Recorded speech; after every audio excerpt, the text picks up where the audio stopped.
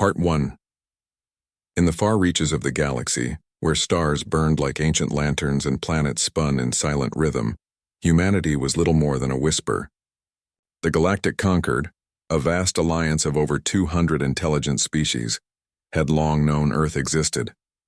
They had detected its radio signals centuries ago, watched its clumsy rockets crawl into orbit, and noted its wars, music, and dreams through passive observation drones. But to the Concord, humans were no different from countless other pre-spacefaring species. Noisy, emotional, and technologically slow. They were not worth contacting, not yet, maybe not ever. The Concord operated on a strict tier system. Civilizations that mastered faster-than-light travel, harnessed zero-point energy, or demonstrated unified planetary governance earned respect. Humanity had none of these. Their ships still crawled between planets using chemical fuel. Their world was divided by borders, languages, and old grudges. And though they dreamed of the stars, they lacked the means to truly reach them. So the Concord filed Earth under Tier 5. Passive observation only. No interference. No contact. Just watch and wait and forget. But on Earth, time did not stand still. While the galaxy ignored them, humans kept building, learning, and pushing forward.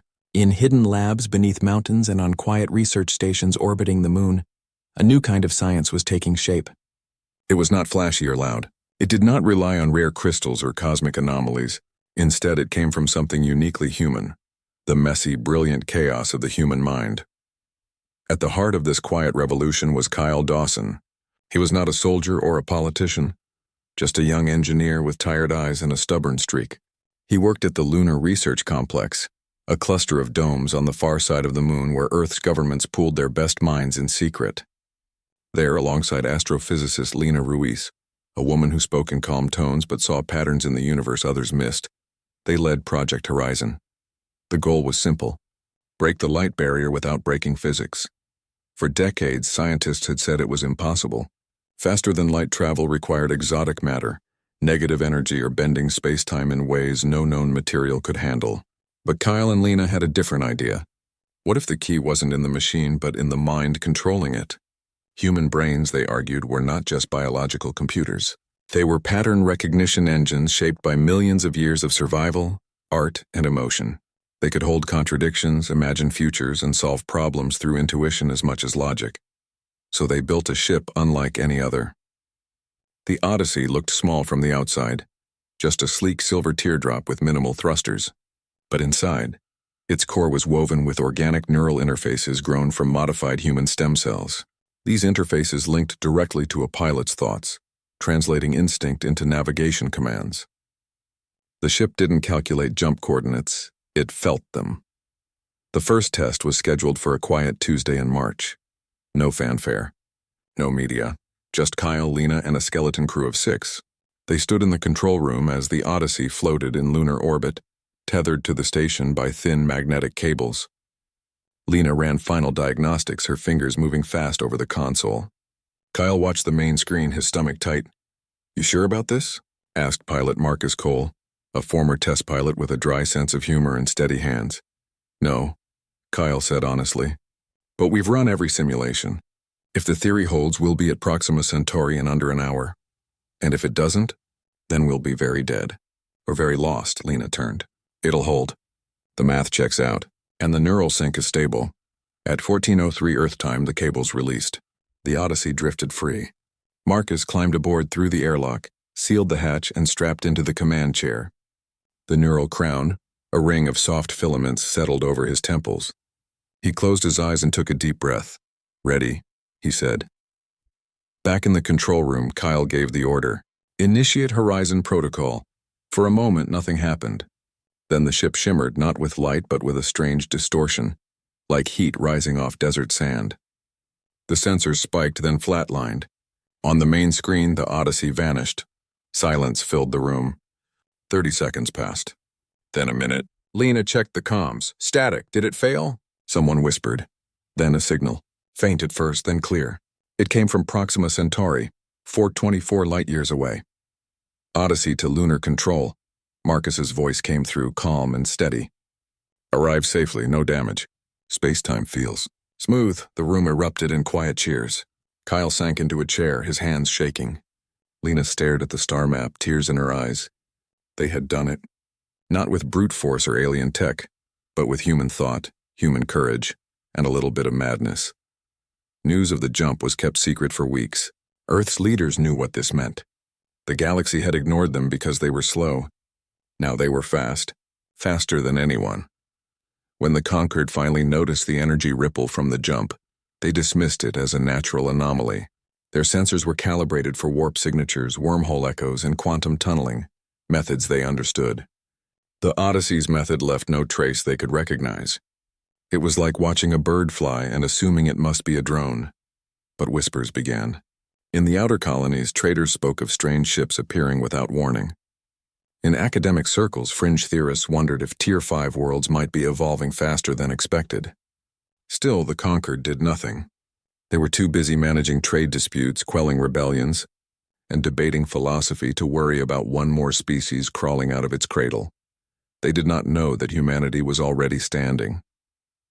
Back on Earth, cities buzzed with quiet excitement. Factories shifted production. Universities opened new departments in neural engineering and interstellar ethics. Children drew pictures of silver ships sailing between stars. And in the lunar complex, Kyle and Lena began work on the second prototype, larger, faster, and capable of carrying a full crew. Humanity had spent centuries looking up at the stars, wondering if anyone was watching. Now they knew the answer. No one was. And that was fine. Because soon the galaxy would have no choice but to look down and see what they had missed. The age of being ignored was over. The age of being feared had not yet begun. But the first step had been taken, silent and sure, across the endless dark. Part 2. When the Odyssey returned from Proxima Centauri, Earth's leaders knew they could not stay hidden forever. The jump had been clean but not invisible. Deep space sensors operated by the Galactic Concord had picked up a faint ripple in local spacetime, an anomaly they could not explain, but one they would eventually investigate. So the decision was made.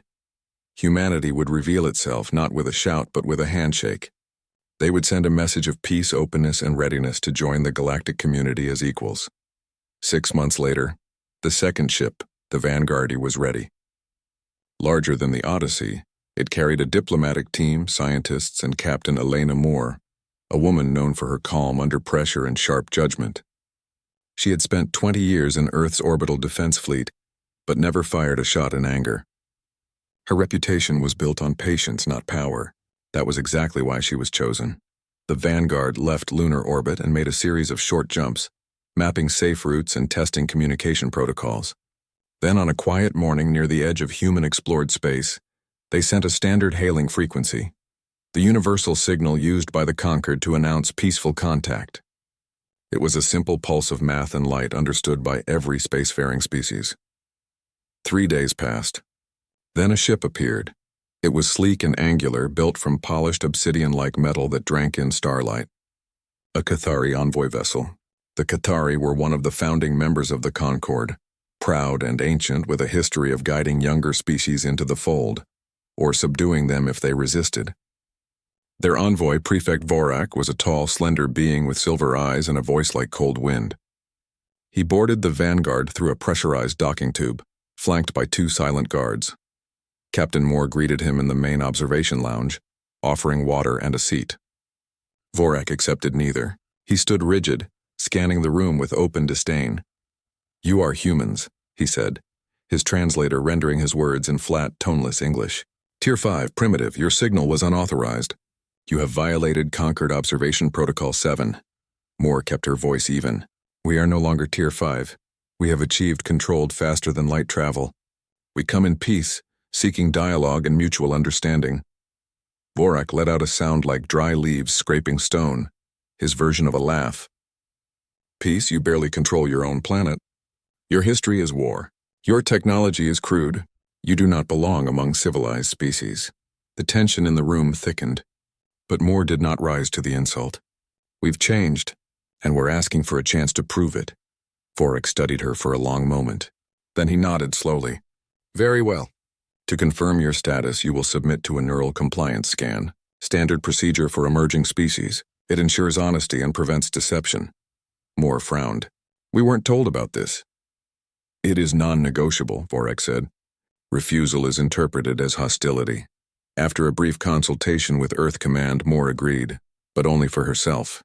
She sat in a chair as one of Vorak's guards placed a smooth silver band around her temples. The device hummed softly, emitting low-frequency waves designed to gently suppress aggression and encourage truthfulness. It had worked on hundreds of species before, but not on humans. Within seconds, Moore's eyes narrowed. She gripped the arms of the chair, her knuckles white. A wave of nausea hit her, followed by a sharp headache. The device was trying to smooth out her thoughts, to quiet the storm of emotions, memories, and contradictions that made up her mind. But the human brain was not a simple circuit. It was a tangled web of fear, hope, logic, and instinct. The compliance field couldn't find a pattern to lock onto. Instead, it sparked feedback. Alarms blared on the Cathari device. The band grew hot. Moore tore it off and stood up, breathing hard. "That's enough," she said, her voice low but firm. Vorak's eyes widened. "Impossible. The field works on all sentient minds." "Not ours," Moore replied.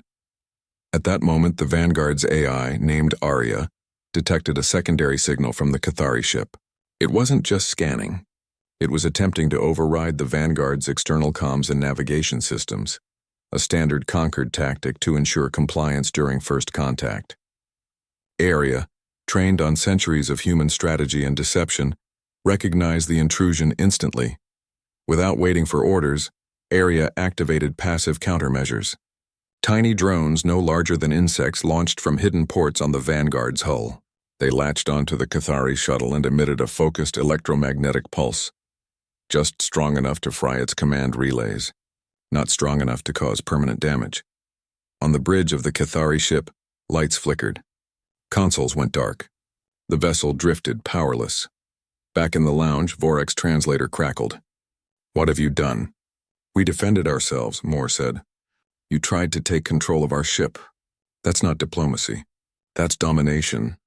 Vorak stared at her, his silver eyes unreadable. For the first time, uncertainty flickered in his gaze. The incident was over in minutes. The Cathari ship rebooted its systems and disengaged. Vorak left without another word, his pride wounded, his assumptions shattered. As his vessel jumped away, Moore stood at the viewport watching the stars. She knew this was only the beginning. News of the encounter spread through the Concord faster than light. Most dismissed it as a glitch, a malfunction in the compliance field or overreaction by an inexperienced envoy. But not everyone. Admiral Rail of the Zenthar hegemony, a seasoned strategist with scars from a dozen border wars, reviewed the sensor logs. He saw something others missed. The speed of the human response, the precision of the countermeasure, the lack of panic. They didn't just resist, he told his council. They anticipated. That's not primitive. That's dangerous. On Earth, governments debated the fallout. Some wanted to apologize to smooth things over. Others argued that humanity had shown strength, and that weakness would invite more aggression. In the end, they chose silence. No apology, no boast, just a quiet readiness. Meanwhile, the Vanguard returned home. Engineers studied the damaged compliance band, reverse engineering its principles. Biologists mapped how human neural chemistry had disrupted it. Within weeks, new protocols were in place. Every human ship would now carry neural dampeners, devices that mimicked the chaotic signature of the human mind to confuse enemy sensors. Captain Moore was promoted, not for winning a battle, but for not starting one. She had held the line with dignity, and that mattered more than firepower. Out in the galaxy, the story grew. Traders whispered that the humans had broken a Cathari envoy's tech with their wild minds. Scholars debated whether emotional instability could be a tactical advantage. And in the halls of the Concord Council, a new file was opened. Species Sol 3, re-evaluation pending. But humanity did not wait for approval. While the galaxy talked, they built. New ships rolled off orbital docks. Training programs expanded. Children learned not just math and science, but philosophy, ethics, and the history of war, so they would know when to fight and when not to. The message was clear, even if unspoken.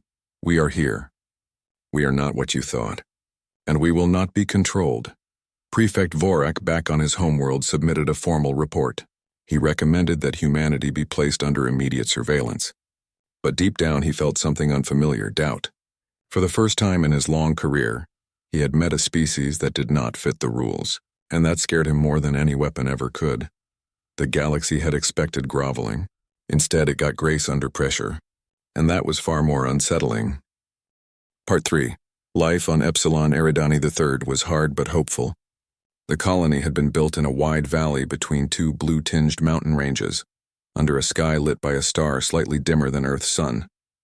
5,000 humans lived there, farmers, engineers, teachers, and children who had never seen Earth but knew its songs by heart. They grew crops in domed greenhouses, recycled every drop of water, and celebrated birthdays with cakes made from algae flour and synthetic chocolate. It was not paradise, but it was theirs. They had come not for riches, but for space to breathe, to build something new. Earth's governments had sent them with basic defenses, a few orbital sensors, a handful of drone turrets, and strict orders. Avoid conflict, stay hidden, and call for help only if absolutely necessary. The galaxy was still watching, still unsure what to make of humanity. The last thing anyone wanted was to give the Concord an excuse to act, but others had different plans.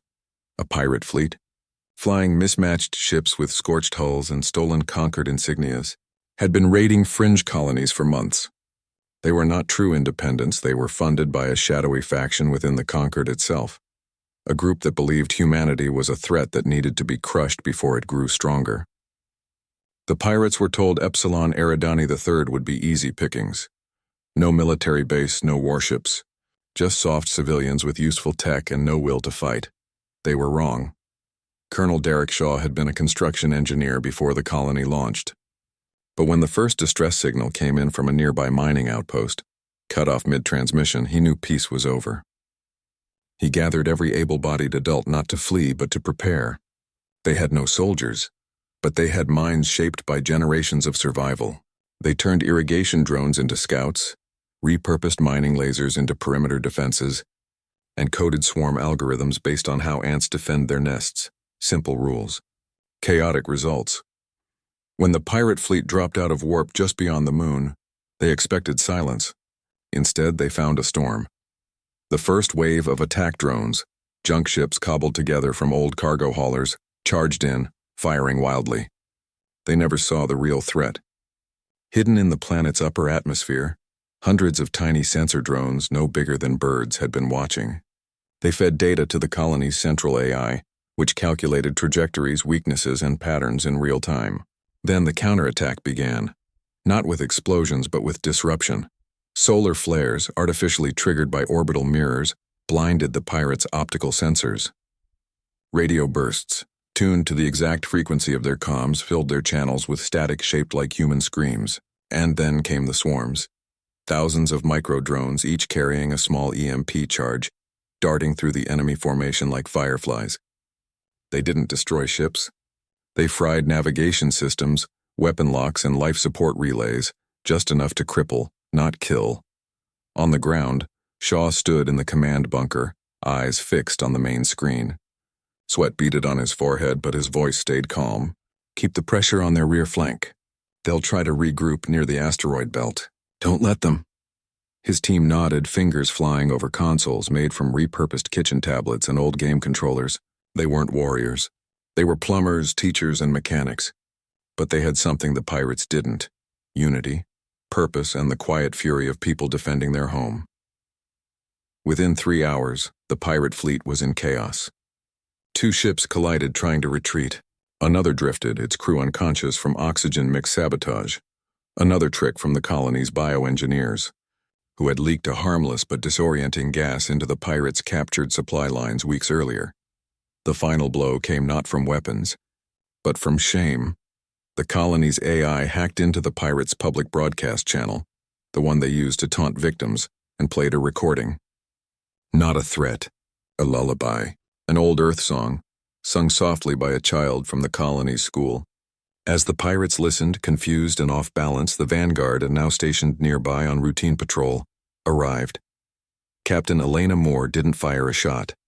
She simply positioned her ship between the pirates and the planet, shields up, weapons powered but idle. Then she opened a channel. "Leave," she said, "now. And tell your masters that humanity does not start wars, but we finish them." The pirates fled, their ships limping into the dark. Afterward, the colony celebrated not with cheers, but with silence.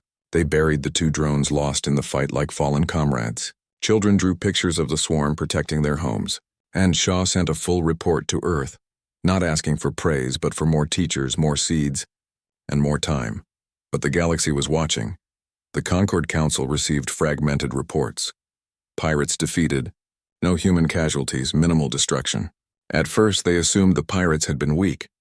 Then they reviewed the sensor logs, the precision, the creativity, the way human tech turned everyday tools into weapons without losing its soul. That was new. Admiral Rail of the Zenthar hegemony called an emergency briefing. They didn't just defend, he told his generals. They humiliated. They made violence look foolish. That is more dangerous than any fleet. Back on Earth, leaders debated how to respond. Some wanted to downplay the victory, to avoid provoking the Concord. Others argued that hiding strength was the same as weakness. In the end, they chose truth. They released a public statement. Epsilon Eridani III is under human protection. Any attack on our people will be met with measured, decisive response. It was not a threat. It was a promise.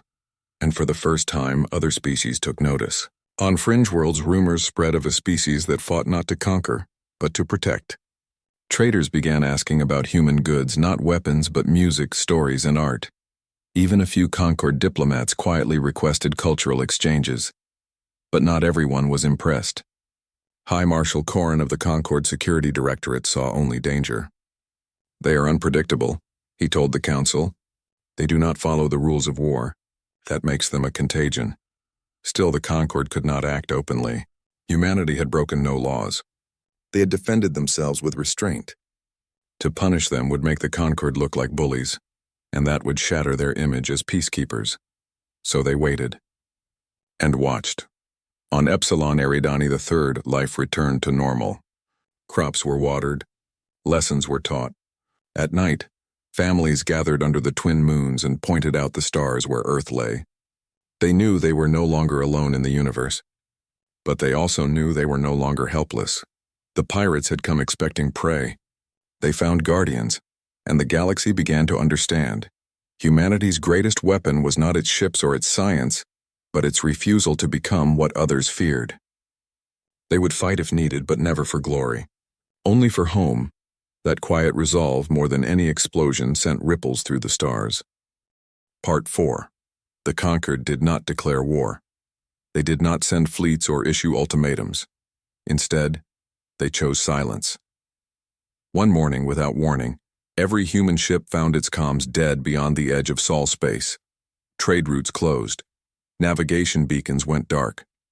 Even the passive observation drones that had watched Earth for centuries vanished. The galaxy had drawn a line 10 parsecs from the sun and said, in every way but words, stay inside or be erased. This was the Silence Protocol, a tool used only 3 times in Conquered history. It was meant to starve a species of knowledge, connection, and hope until it either collapsed or begged for mercy. The Council believed humanity would crumble within a year. No new data, no allies, no way to learn what the rest of the galaxy was doing. They would become a lonely echo in the dark. But humanity had already changed. While the Concord debated ethics in marble halls, humans had been listening, learning, and adapting. Their ships no longer relied on standard warp signatures or predictable jump patterns. Using neural-linked navigation, they folded space in ways that left no energy trail. Their sensors did not ping the void with loud pulses. They listened, like hunters in a forest, catching the faintest breath of passing ships, and their minds were their greatest shield. When the Silence Protocol began, Earth did not panic. Instead, Project Horizon shifted focus. Kyle Dawson and Lena Ruiz, now leading a global network of researchers, turned their attention inward. They studied how human culture, stories, music, even jokes could be weaponized not to hurt but to unsettle. They trained AI not just to fight, but to understand the fears and beliefs of other species. A Zenthar warrior feared dishonor more than death. A Cathari diplomat valued order above all. Humans learned these truths not through spies, but through old broadcasts, leaked data, and careful guesswork. Then, the disappearances began. First, a Zenthar patrol vanished near the Orion Spur. No distress call, no wreckage, just empty space where a ship should have been. The Concorde assumed engine failure or a black hole, but then a Cathari science vessel went silent near the Helix Nebula. Then a trade freighter from the Veln Consortium. Each time the only clue was a faint data burst, encrypted in English, playing a snippet of human jazz or a child's voice reciting a poem. No one could explain it. Sensors found nothing. Scans showed no weapons fire. It was as if the ships had simply stepped out of reality. In truth, they had not been destroyed. They had been gently disabled, their crews put into deep sleep by non-lethal neural pulses, their ships guided into hidden human repair yards. There, engineers studied alien tech, copied what they could, and returned the vessels days later. Fully functional, but with one change. A small symbol etched into the hull, a circle with a single line through it. The ancient human sign for stop. The crews woke with no memory of capture, but they carried dreams. Vivid, haunting dreams of oceans, forests, and cities lit by soft light. Some reported hearing whispers in their own languages saying, "You are being watched, not to harm you, to remind you." Fear spread through the Concorde faster than any virus.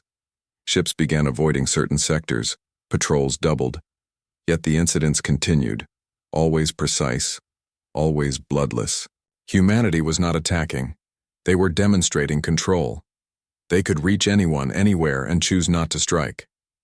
That was more terrifying than any battle. On Earth, life went on. Children went to school. Farmers harvested crops under artificial suns. But in quiet rooms beneath cities and on silent stations orbiting Mars, teams worked around the clock. They built better stealth drives, refined neural dampeners, and taught AI to mimic alien communication styles so perfectly that even native speakers were fooled. Captain Elena Moore now commanded a small fleet of 5 ships, each named after old Earth explorers. They moved like ghosts between stars, never staying long, never firing first. Their mission was not conquest but presence, to show the galaxy that humanity could not be boxed in. Colonel Derek Shaw, promoted to Planetary Defense Coordinator, trained civilians in what he called soft resistance. Not how to shoot, but how to hide, how to mislead, how to turn a simple radio signal into a maze of false trails. "They think we need big guns to be dangerous," he told his teams. "We'll show them that silence can be louder." The Concorde grew desperate. High Marshal Corrin demanded action. "We must crush them before they infect the minds of our people," he argued. But others hesitated. Admiral Rail warned that attacking a species that left no trace would be like punching smoke. "They are not hiding," he said. "They are waiting for us to make a mistake." And then came the dreams. Across dozens of worlds, citizens began reporting the same visions. Standing on a beach under a yellow sun, hearing waves, feeling wind that smelled like rain and soil. Some woke crying. Others felt peace for the first time in years. Concorde psychologists called it mass hysteria. But the pattern was too consistent. The images matched Earth's coastlines exactly. Humanity was not just in space. They were in minds. No one knew how. Some theorized quantum-linked broadcasts. Others whispered of psychic weapons. The truth was simpler. Human media, once considered primitive, carried emotional depth that alien logic could not filter. When the Concorde cut off communication, humans sent stories instead, encoded in background radiation, hidden in cosmic noise, riding on solar flares.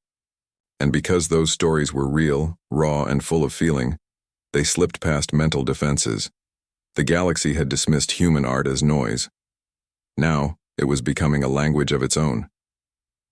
Back on Earth, Kyle stood on a hill outside the lunar complex, looking up at the stars. Lena joined him, holding 2 cups of real coffee, now a rare luxury. "They're scared," she said. "Good," Kyle replied. "Maybe now they'll listen."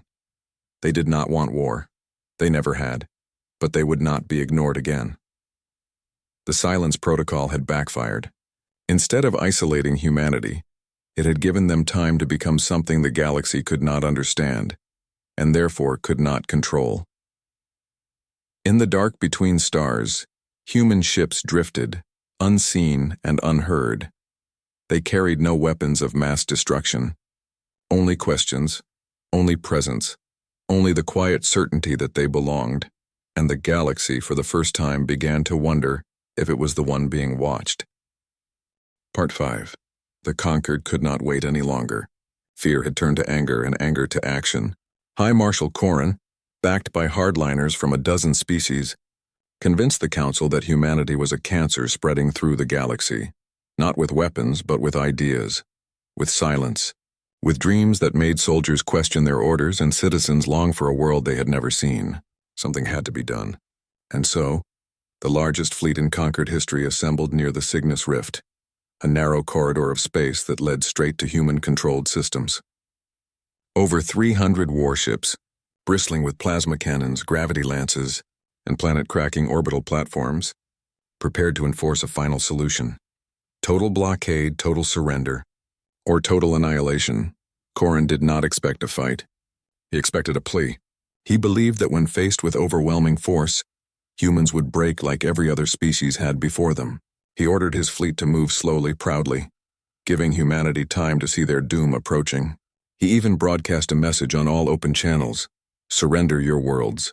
Disarm your ships, accept conquered oversight, or be erased. On Earth, the message was received in silence. No reply was sent. But across human space, something stirred. Captain Elena Moore stood on the bridge of the Vanguard, her hands clasped behind her back. Around her, the crew moved with quiet focus. No panic, no shouting. They had trained for this moment for years. Not to win a war, but to end one before it truly began. Colonel Derek Shaw coordinated ground defenses from a bunker deep beneath New Seattle, a city built on Mars after the first wave of off-world colonization. He had turned parks into drone launch zones, schools into command centers, and power grids into shields. Every civilian had a role, not to fight but to survive, and to show the galaxy that humanity would not be cowed. And in orbit, the human fleet gathered. Not 300 ships, not even 50, just 12. Small, sleek vessels with no visible weapons, no bright insignias, no roaring engines. They looked like scouts, not warriors, but they carried the full weight of human ingenuity. When the Concorde fleet entered the Cygnus Rift, they found empty space. No human ships, no signals, just silence, Corran smirked. They ran. Then the stars blinked. Not with light, but with absence. One by one, Concorde sensors failed. Not from damage, but from confusion. The space around them was folding. Not in the smooth curves of warp travel, but in jagged, unpredictable folds like crumpling paper. Human ships were not coming from hyperspace.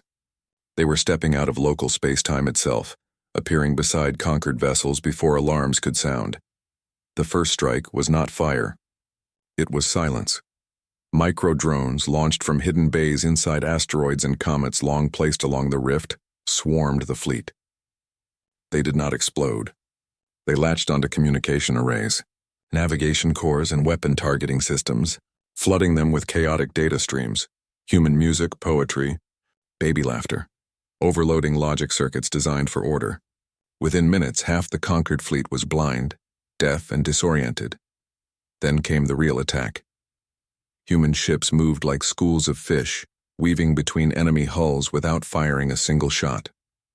Instead, they used focused gravity pulses, gentle tugs that nudged conquered ships into collision courses with each other. They hacked into the fleet's own defense protocols, turning point defense lasers against command bridges. And when Corran, enraged, ordered the orbital platforms to target New Seattle with a planet-killing beam, the humans did not try to stop it. They hijacked it. Using backdoor codes planted months earlier through disguised data bursts, they seized control of the platforms. The beam fired, but not at New Seattle. It struck the Concorde flagship's shield generator, overloading it in a flash of harmless light. No one died, but the message was clear: your weapons are ours now. Corran stared at his main screen, his face pale. His fleet was in chaos. Ships drifted, powerless. Crews reported hearing voices in their own languages saying, "Stand down. Go home." Even his own thoughts felt strange, as if someone else was watching them. He tried to order a retreat, but his comms were gone. His navigation was looping in circles. And outside his viewport, the vanguard hung in silence, its lights dark, its presence heavier than any weapon. After 6 hours, Corin surrendered. Not with a treaty. Not with words. He simply powered down his weapons and opened his ship's comms on a public channel. "We yield," he said, his voice hollow. The human fleet did not celebrate. They helped damaged conquered ships stabilize. They shared power, oxygen, and medical supplies. Captain Moore boarded Corin's flagship not as a conqueror, but as a witness. "You could have destroyed us," Corin said, unable to meet her eyes. "We don't destroy," Moore replied. "We protect, even from yourselves." News of the battle spread like wildfire. The conquered council, stunned and shamed, called an emergency session. Admiral Rail stood before them and said what everyone now knew. "We were wrong. Humanity is not a threat to order. They are a mirror. They show us what we have lost: compassion, creativity, the courage to be different." Within weeks, the silence protocol was lifted. Trade reopened. Diplomats were exchanged. And on the moon, in a simple dome under Earth's blue glow, the Treaty of Luna was signed. Humanity asked for no territory, no tribute, no special rights. Only recognition, only a seat at the table. But the galaxy would never see them the same way again. In markets and academies, in war rooms and nurseries, they spoke of humans not as primitives, but as the silent storm, the species that did not roar but reshaped the sky with a whisper. Parents told children to be brave like humans. Soldiers studied their tactics. Poets tried to capture their spirit in verse, and on Earth life went on. Children played in parks. Farmers harvested crops. Engineers dreamed of new stars. They had not sought fear, but they had earned respect. And in the end, that was enough. The galaxy had ignored them once. It would never make that mistake again.